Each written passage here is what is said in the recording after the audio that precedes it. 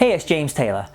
As creatives, we're always setting goals, always making new goals and trying to achieve our goals. Whether that's as a writer, getting that first draft written, as a songwriter, trying to get those first songs published and picked up, as an entrepreneur, trying to get your new products and your services out there and getting people buying them and building your profile as a creative individual. However, what I sometimes find is that in trying to achieve those goals, some creatives get the desire for achieving that goal becomes so strong that it can actually get in the way of them doing great work. They can become overly attached and overly grasping to the thing that they were trying to get to, that goal. And the nearest analogy I can think of is this idea of driving. So when we're driving in the car, when you get in the car, you put the keys in ignition. If you were to try and drive to get to your destination where you're grasping the steering wheel really, really tightly and you've got clenched up and you're focused and there's all this tension up there as well, and you just kind of get straight there, and it's a terrible way to drive for a start, because chances are you're likely to have a crash, and if you don't have a crash, then when you finally get there, you've certainly not enjoyed the journey and you've probably got a lot of tension kind of going on anyway.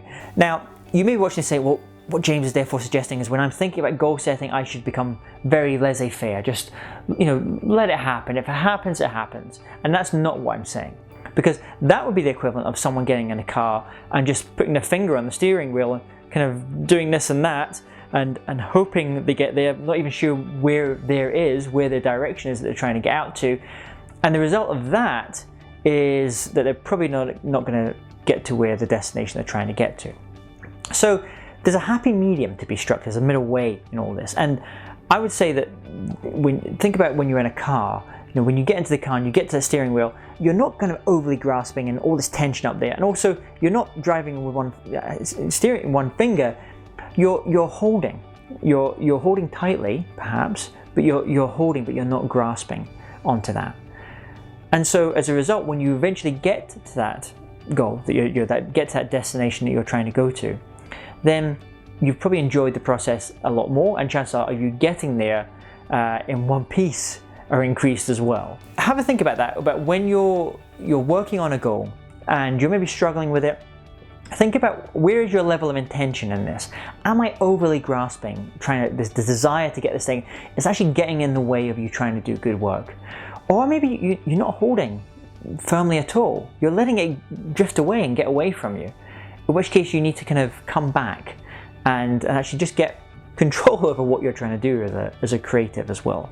So I hope that's been useful to you. If you're not watching this at jamestaylor.me, then please go over there.